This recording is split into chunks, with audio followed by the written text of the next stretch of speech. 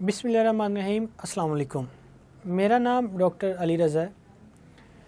आज मैं आप सबसे बात करने लगा हूँ कि हम एक दवाई जो बहुत ज़्यादा इस्तेमाल करते हैं, हम इसको बुखार में अपनी दर्दों के लिए, कोई सर में दर्द हो गया है, किसी को दांत में दर्द हो रहा है, पेट में दर्द हो गया है, हम इसको डिफरेंट चीज़ों में इस्तेमाल करते हैं, बहुत ज़्यादा इस्तेमाल करते हैं।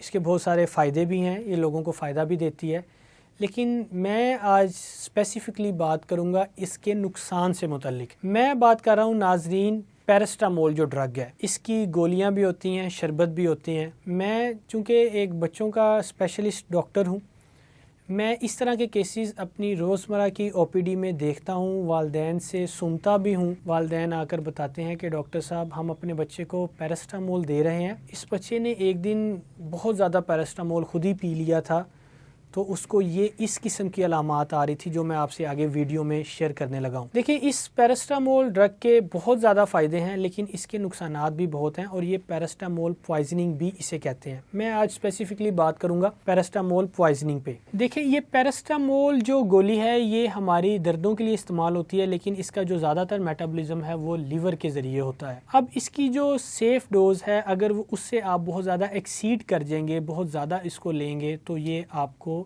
जिगर को नुकसान भी पहुंचा सकती है और आपके लिए ख़तरे का बायस भी बन सकती है। इसकी अगर बच्चों में 150 mg पर kg डोज से ज़्यादा अगर ये बच्चों में चली जाए तो इसकी सेफ्टी इतनी अच्छी नहीं है।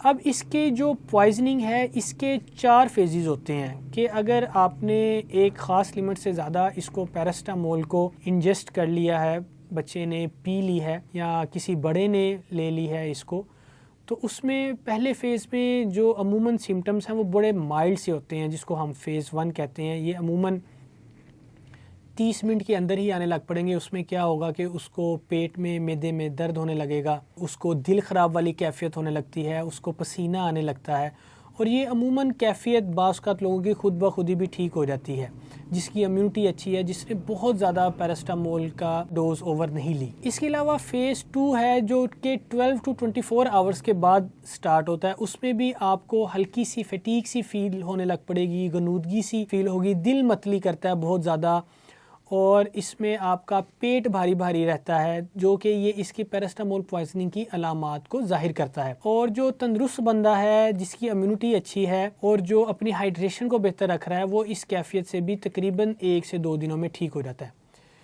इसका तीसरा फ़ेज़ और जो जानलेवा फ़ेज़ है वो अमूमन हिपैटिक फ़ेज़ है, जो कि अमूमन 3 से 5 दिन के बाद शुरू होता है। इसमें शदीद अलामात आती हैं जो कि आपको कोमा की तरफ लेकर जाती हैं। इंसान गनूदगी में रहता है, बच्चा गनूदगी में रहता है, उसको पीलिया हो जाता है, उसका जो जिगर है वो सूज जाता है और उसकी नेक्रोसिस होने लग पड़ती है, फाइब्रोसिस होने लग पड़ती है, आपको उल्टियाँ बहुत ज़्यादा आने लग पड़ती हैं और आपसे कुछ भी खाया पिया नहीं जाता। ये टिपिकली इसका फ़ेज़ 3 का है, और ये 3 से 5 दिन में ये कैफियत शुरू होती है कि जब आपने बहुत ज़्यादा पैरास्टामोल की डोज ले ली हुई है। ये वो वाला फ़ेज़ है जिसमें आपको डॉक्टर को चेक करवाना बहुत ज़्यादा ज़रूरी होता है। अगर आपको आपकी अलामात परेशान कुन लग रही हैं, घर में मैनेज नहीं हो रही, रंग पीला पड़ गया है, यूरन पीला आ रहा है, यूरन बहुत ज़्यादा कम आ रहा है, उल्टी नहीं रुक रही, पेट में दर्द रह रहा है, पेट जो है वो अकड़ गया है, तो ये सारी कैफियत जो है ये हिपैटिक फ़ेज़ की हैं।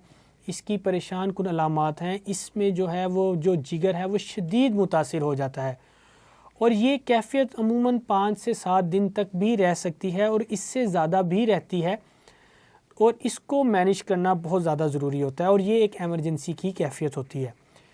इसके अलावा जो फ़ेज़ 4 है वो अमूमन 7 डेज़ के बाद स्टार्ट होता है, कि जिसमें जो आपके माइल्ड सिम्टम्स होते हैं या जो फ़ेज़ 3 से रिकवर हो जाते हैं लोग, वो अमूमन 1 माह के अंदर 30 दिनों में रेजोल्यूशन की तरफ जाते हैं, ताकि जो उनके जिगर की जो सोज हुई होती है, नेक्रोसिस हुई होती है, इन्फ्लेमेशन जो हो जाती है, वो आहिस्ता आहिस्ता बेहतर होने लग पड़ती है। अगर किसी को पैरास्टामोल पॉइजनिंग का शुबा है तो आपने उसको किस तरह, आपने कोई क्या टेस्ट करवाना है, उसको कैसे डायग्नोस करना है, तो इसमें सीरम एसिटामाइनोफिन लेवल करवाया जाता है। आप जो लीवर के टेस्ट हैं, एलानिन ट्रांसएमिनेज, एस्पार्टेट, इसमें आप ALT, AST, आप अपना बिलीरुबिन चेक करवाएंगे, आप अपना ALP चेक करवाएंगे, अल्कलाइन फोस्फेटेस चेक करवाएंगे, आप अपने RFTs چیک کروائیں گے، آپ اپنا یورین کمپلیٹ ایگزامینیشن کروائیں گے، آپ اپنے سیرم الیکٹرولائٹس چیک کروائیں گے، آپ اپنی الٹرا ساؤنڈ کروا سکتے ہیں۔ اس کے علاوہ آپ اپنا PT ٹیسٹ INR ٹیسٹ کروا سکتے ہیں، آپ اپنا گلوکوز چیک کریں گے، کیونکہ جس طرح میں نے بتایا کہ فیز 3 میں اگر کوئی پرسن بہت زیادہ اس کی پیراسٹامول پوائزننگ کے ساتھ آیا ہے، اس نے بہت زیادہ اوور ڈوز لی ہے، تو اس کو ہائپوگلائسیمیا ہوگا، اس کا کارڈیک فیلئر ہو سکتا ہے، شوگر لیول کم ہوتا ہے، کوما میں جاتا ہے، اور جو جگر کی کیفیت ہے وہ irreversible اگر اس کی ہے کیفیت کہ وہ جگر ٹھیک نہیں ہو رہا، تو وہ ڈیتھ کی طرف بھی پرسن چلا جاتا ہے۔ اچھا، اس میں اب آپ کی احتیاط کیا ہے؟ سب سے پہلے اس میں اگر کوئی پیشنٹ ایمرجنسی میں آیا ہے تو اس میں جو پروٹوکول ہے، آپ ایئر وے، اس کی بریدنگ، اس کی سرکولیشن کو دیکھیں گے، اس کے فلوئڈ لیولز کو، اس کی جو ڈی ہائیڈریشن کی کیفیت ہے اس کو مینیج کریں گے، اس کو فلوئڈ ریسسیٹیشن آپ کو کرنا پڑتا ہے۔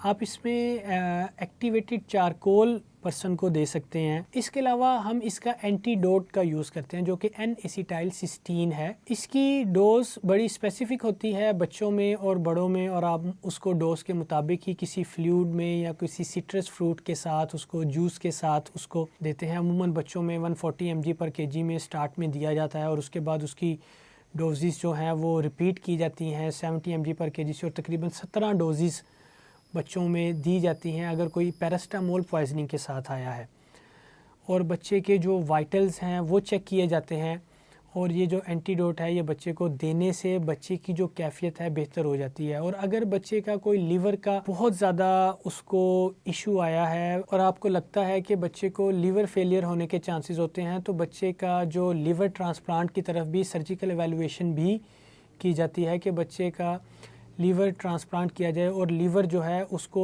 محفوظ کیا جائے کہ جو کہ اس کی پیراسٹامول پوائزننگ سے متاثر ہوا ہے۔ تو یہ تھی ساری ویڈیو پیراسٹامول پوائزننگ سے متعلق۔ کیونکہ ہم ان چیزوں کو نہیں سمجھتے، نہیں جانتے، زیادہ تر والدین کو، لوگوں کو اس کے بارے میں آگاہی نہیں ہے۔ میں نے بڑا بریفلی آپ کو پیراسٹامول کے جو سائیڈ ایفیکٹس، جو اس کی اوور ڈوز لینے سے جو اس کی کیفیت ہوتی ہے، اس کے متعلق آپ کو آگاہی دی ہے۔ امید ہے میری آپ کو آج کی یہ ویڈیو پسند آئی ہوگی اور اس نے آپ کی معلومات میں اضافہ کیا ہوگا۔ پیراسٹامول ایک اچھا ڈرگ ہے، بچوں میں سیفٹی کی معیارز کے مطابق اگر یہ دیا جائے تو ڈوز کے مطابق دیا جائے تو یہ بالکل سیف ہے۔ بچوں میں بہت زیادہ استعمال کیا جاتا ہے، ہم بخار میں استعمال کرتے ہیں، میں استعمال کرتا ہوں، پیرنٹس دیتے ہیں بچوں کو۔ لیکن اس کی اگر اوور ڈوز ہے، آپ کو لگتا ہے کہ پیراسٹامول پوائزننگ کی طرف بچہ جا رہا ہے یا بڑا، تو یہ ویڈیو آپ کے لیے ہے۔ اسی طرح کی اور معلوماتی ویڈیوز کو دیکھنے کے لیے میرے YouTube چینل کو سبسکرائب کریں۔ اپنا اور اپنے پیاروں کا بہت زیادہ خیال رکھیں، مجھے دعاؤں میں یاد رکھیں۔ ملتے ہیں اگلی ویڈیو میں، تب تک کے لیے اللہ حافظ۔